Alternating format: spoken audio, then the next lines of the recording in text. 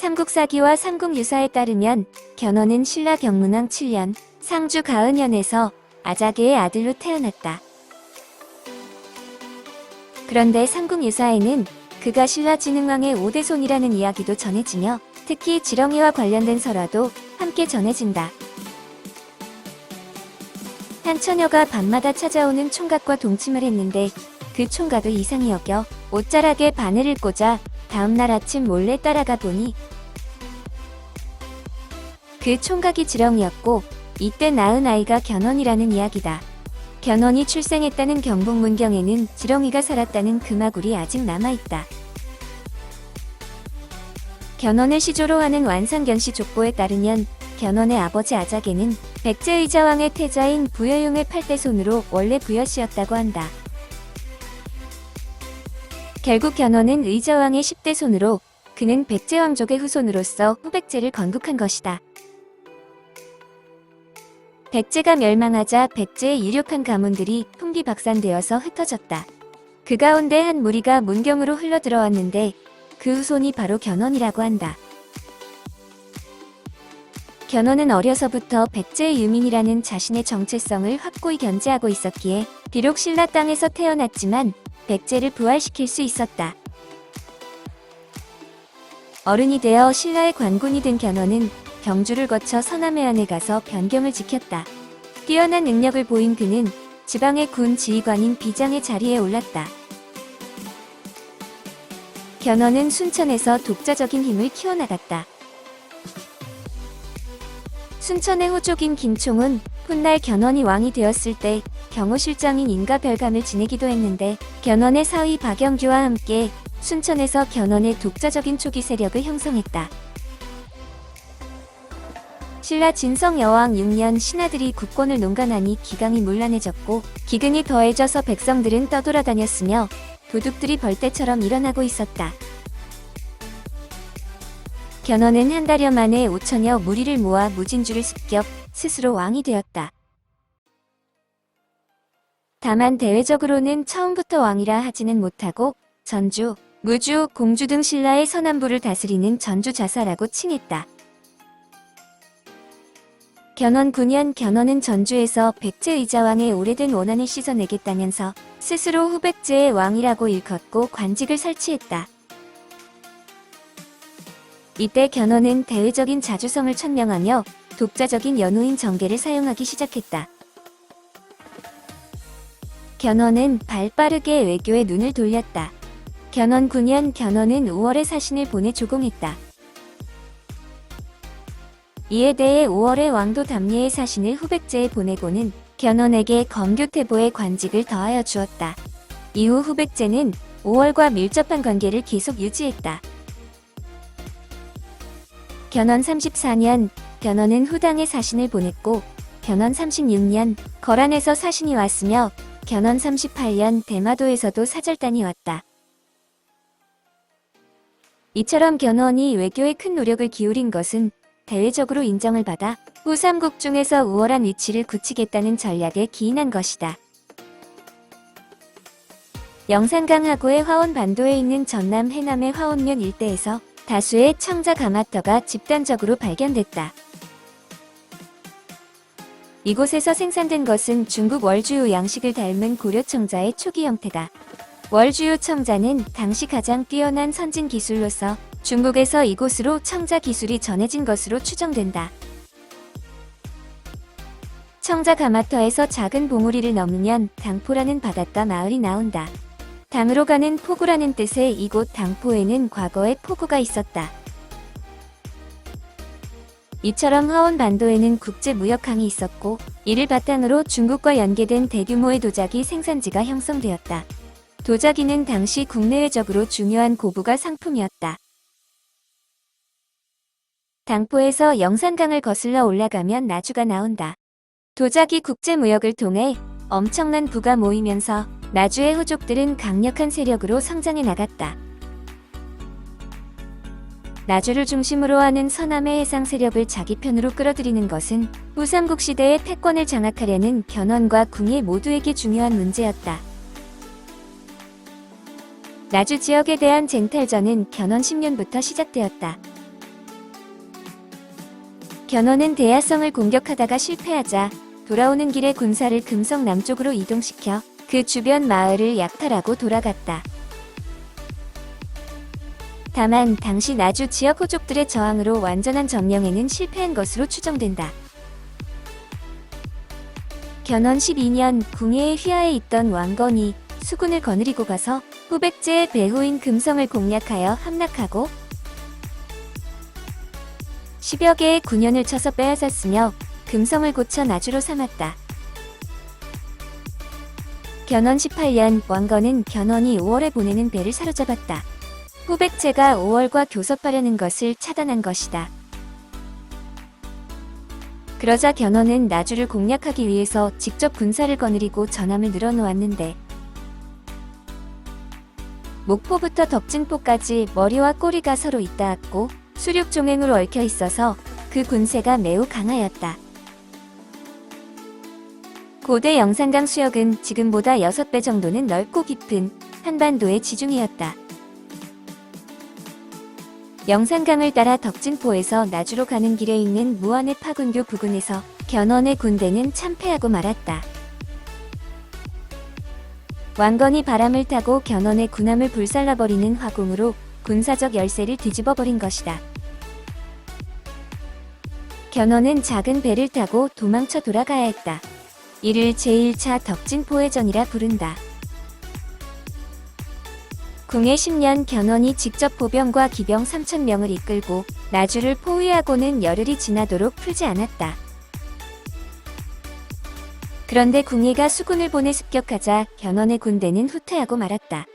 이처럼 나주를 둘러싼 궁예와 견훤의 공방전은 계속되고 있었다.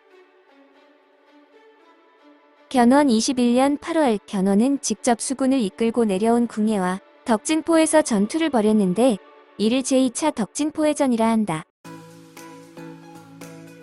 서남의 제해권의 판도를 결정하는 이 전투에서 견훤은 또다시 패배하고 말았다.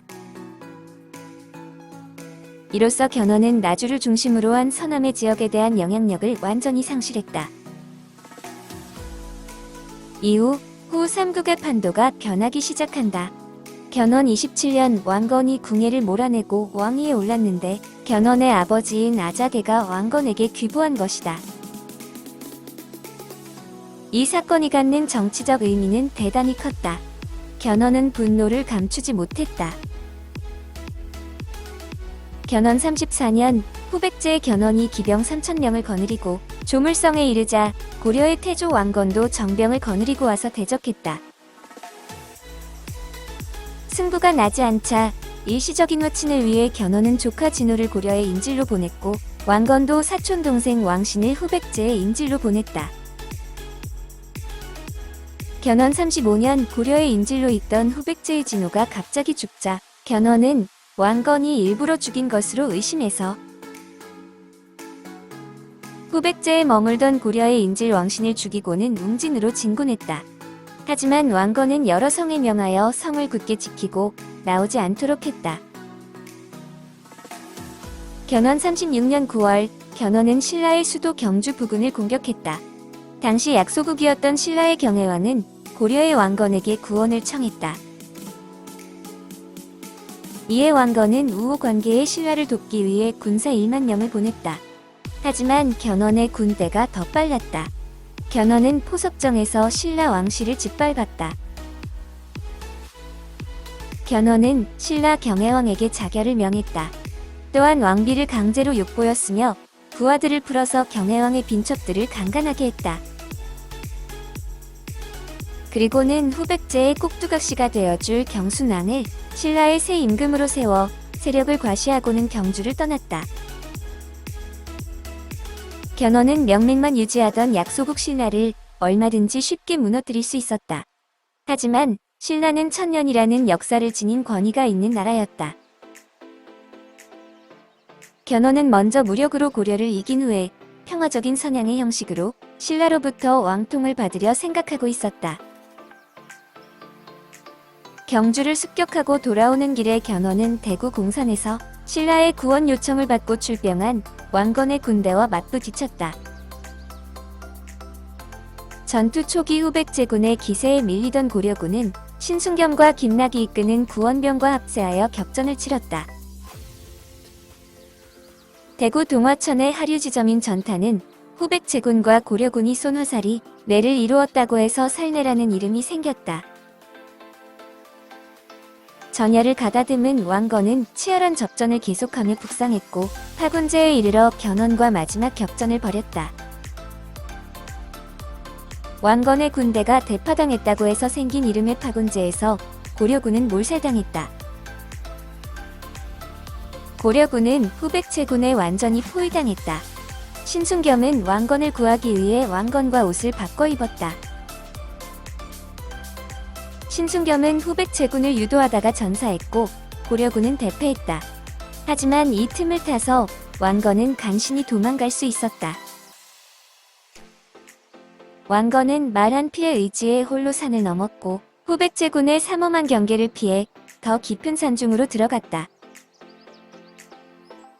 나무꾼이 산에 올라가다가 한 사람이 허기진 상태에서 쓰러져 있는 것을 보고 갖고 있던 주먹밥을 주었는데 나무를 하고 내려와 보니 그 사람이 없어졌다. 나중에 알고 보니 그 사람이 바로 왕건이었다. 왕을 잃었다는 뜻의 실왕리가 바로 이곳이다. 왕건은 야밤을 틈타 실왕리에서 봉우리를 하나 넘어 안심까지 갔다. 안심이란 이곳에 와서야 왕건이 겨우 안심했다고 해서 붙여진 이름이다. 공산 전투에서의 대승 이후 견훤은 왕건에게 편지를 보냈다. 그대는 나를 공격하려 했으나 내가 탄 말의 머리도 보지 못했고 내 소의 털 하나도 뽑지 못했다. 내가 바라는 것은 활을 평양성 물루에 걸고 말에게 폐강에 물을 먹이는 일이다. 견훤은 왕건을 조롱했다. 공산 전투에서의 승리로 견훤은 경상도 지역에 대한 주도권을 확실하게 잡았다. 이후 견훤의 후백제군은 고려군과의 많은 전투에서 계속 승리했고 견훤은 후 삼국 통일에 한 걸음씩 다가서고 있었다. 견훤 39년 1월 견훤이 군사를 크게 일으켜 고창에서 왕건의 고려군과 싸웠다. 팽팽한 접전이 계속되던 어느 날 갑자기 전세가 바뀌어 견훤은 8,000명의 군사를 잃고 대패했다. 안동 지역의 세호족, 김선평, 권행, 장정필이 왕건 측에 가담한 것이다. 지형지세를 잘 알고 있는 그들이 왕건을 도움으로써 후백제군은 무너졌다. 안동에 있는 태사묘에는 고창전투에서 왕건의 승리를 이끈 김선평, 권행, 장정필 3명의 위패가 모셔져 있다. 3년 전인 견훤 36년 후백제군이 신라의 경주를 습격해서 경혜왕을 살해한 이후 경상도 지역의 민심은 왕건에게 기울었다. 독립적인 자신의 영역을 보장받기 원했던 후족들에게 강력한 군사력으로 정복 활동을 벌이던 견훤은 부담스러운 존재였다. 고창 전투에서 왕건이 승리하자 경북 지역의 30여 군현이 왕건에게 투항했고 동해안을 따라 모두 110여 성도 투항했다. 견훤 41년 견훤의 신복이었던 공직이 왕건에게 투항했다. 견훤 43년 운주 전투에서 후백제군이 고려군에 패배하자 충남 지역의 30여 성도 왕건에게 투항했다. 독자적인 세력을 갖고 있으면서 이해관계에 민감한 후족들이 동요하다가 견훤을 떠난 것이다. 후백제는 무너지고 있었다. 운주 전투에서 패배한 견훤은 대세가 기운 것을 알고 왕건에게 귀부하거나 평화적인 해결을 주장했다. 첫째 아들 신검과 둘째 양검, 셋째 용검 삼형제를 둘러싼 세력은 끝까지 항거할 것을 주장했다. 단지 견훤의 넷째 아들 금강을 둘러싼 세력만이 찬동했다. 이름에서 알 수 있듯이 신검 삼형제와 금강은 이복형제였다. 그런데 견훤은 넷째 아들인 금강이 키도 크고 지혜도 많으므로 그에게 왕위를 물려주고 싶어 했다. 견훤 44년 3월 견훤의 첫째 아들 신검이 반란을 일으켰다. 신검 세력은 견훤을 금산사에 유폐시키고 금강을 살해했다. 신검은 반란을 통해 후백제의 왕위에 올랐다.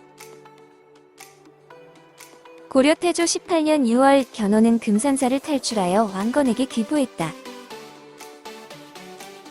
한때 자신을 조롱하던 적이었지만 왕건은 견훤을 상보라 높여 부르며 최고의 예우를 갖추어 맞이했다. 태조 19년 2월 견훤의 사위 박영규도 왕건에게 귀부를 요청했다. 그는 왕건이 후백제를 치기 위해 군사를 일으키면 안에서 내응하겠다고 약속했다.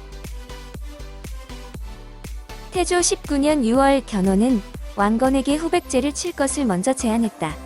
왕건이 이를 허락하자 견훤은 칠순의 노구를 이끌고 전장에 직접 나섰다.